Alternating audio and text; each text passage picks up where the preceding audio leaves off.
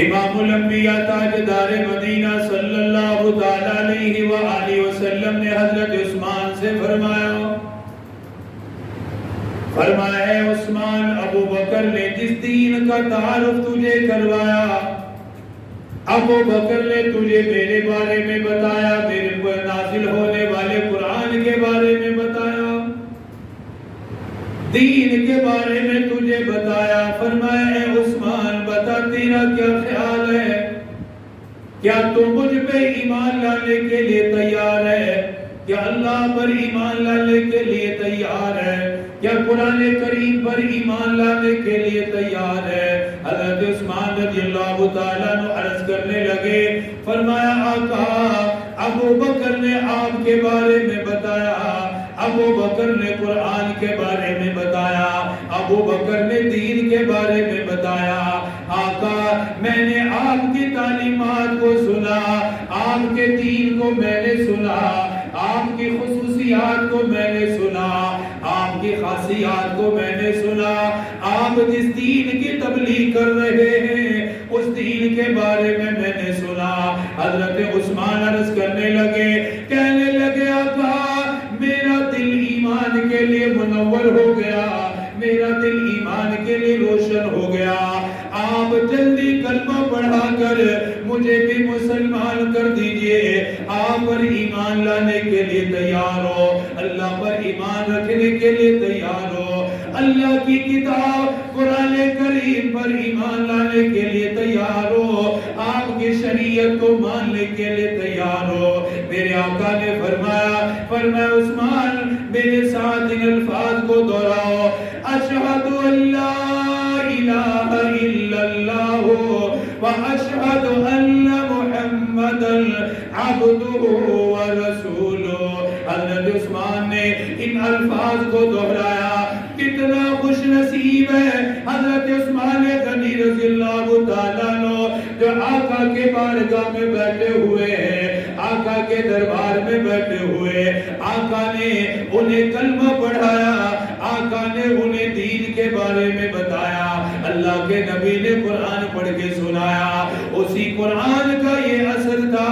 حضرت عثمان رضی اللہ تعالیٰ عنہ مسلمان ہوئے، عرض کرنے لگے آقا، مسلمان ہونے کے بعد میرے ذمہ بتائیے کیا کام ہے؟ آپ نے فرمایا عثمان، جو کام ابو بکر کر رہا ہے وہ کام تو نے کرنا ہے۔ فرمایا تم نے لوگوں کو اللہ کے دین کی طرف بلانا ہے، لوگوں کو قرآن پڑھ کے سنانا ہے۔ فرمایا عثمان، تو نے قرآن مجھ سے یاد کرنا، یاد کرنے کے بعد لوگوں کے سامنے تو نے پڑھنا ہے، لوگوں کے سامنے قرآن تلاوت کر لینا، لوگوں کے سامنے دین کے بارے میں بتا دینا۔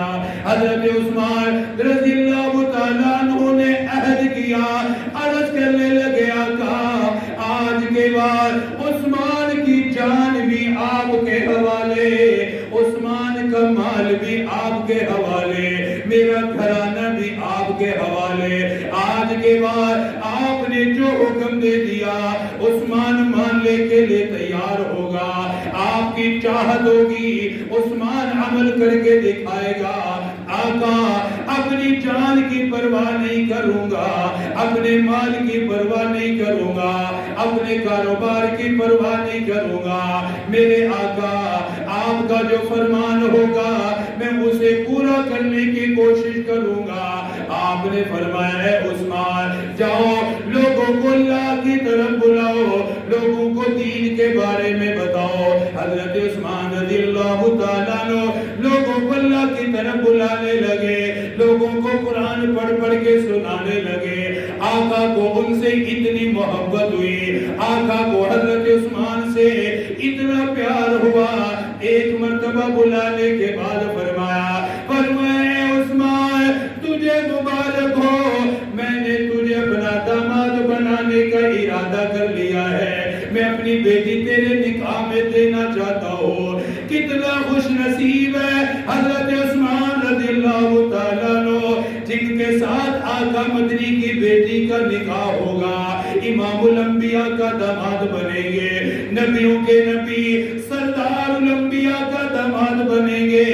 عرض کرنے لگے آقا یہ تو میرے لیے شرف کی بات ہے، اللہ نے ایمان سے مجھے شرف عطا کیا، اب آپ کے ساتھ میری رشتہ داری بھی بن جائے گی، آقا مجھے قبول ہے۔ اللہ کے پاک پیغمبر نے اپنی بیٹی حضرت رقیہ رضی اللہ تعالیٰ عنہ کا نکاح حضرت عثمان کے ساتھ کر دیا، کیونکہ ان کے اندر خصوصیات تھی، ان کے اندر کمالات تھے۔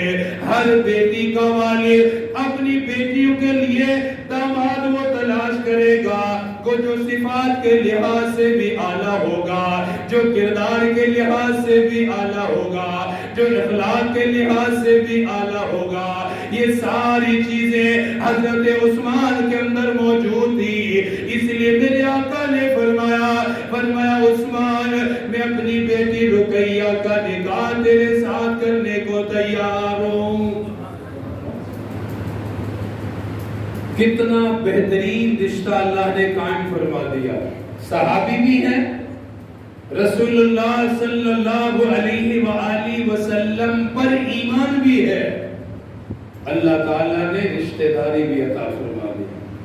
آقا مدنی کے داماد بن گئے، حضرت رقیہ رضی اللہ تعالیٰ عنہا سے آقا نے نکاح فرما دیا، اور حضرت عثمان رضی اللہ تعالیٰ عنہ آپ صلی اللہ علیہ وآلہ وسلم جب جنگ بدر پہ جا رہے تھے تو آپ نے حضرت عثمان کو فرمایا کہ عثمان تم یہیں ٹھہرو، تم یہیں رہو، کیونکہ حضرت رقیہ بیمار تھی، فرمایا تم ان کے پاس رہو، ان کا خیال کرو، ان کی دیکھ بھال کرو۔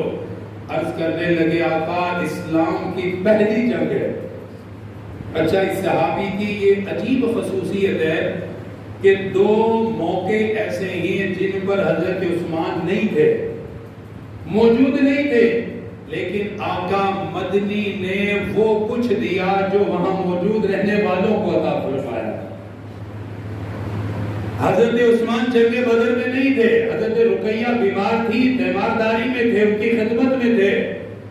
آپ صلی اللہ علیہ وآلہ وسلم جب جنگ بدر سے واپس آئے، حضرت عثمان کو مال غنیمت سے مکمل حصہ دیا، فرمایا تجھے اتنا ہی اجر ملے گا جتنا ان لوگوں کو ملا ہے، اتنا ہی تجھے ثواب ملے گا۔ ایک موقع یہ ہے کہ حضرت عثمان رضی اللہ تعالیٰ عنہ موجود نہیں ہے، لیکن آقا نے ان کی موجودگی کو سمجھا اور ان کو پورا حق دیا۔ دوسرے نمبر پہ آپ صلی اللہ علیہ وآلہ وسلم جب مکہ سے مدینہ تشریف لے گئے، آپ نے خواب دیکھا کہ اللہ کے گھر کا طواف کر رہے ہیں، طواف کر رہے ہیں، عمرہ کر رہے ہیں، اور پھر صحابہ کرام کے سامنے جب آپ نے یہ بات ذکر کی تو صحابہ کے اندر بھی جوش پیدا ہو گیا۔ عرض کرنے لگے آقا اب تو دل کرتا ہے کہ مکہ جائیں، اپنا گھر ہے، وہاں بیت اللہ شریف ہے، طواف کریں گے، آپ کے ساتھ مل کے عمرہ کریں گے، بہت دل کر رہا ہے آقا، اجازت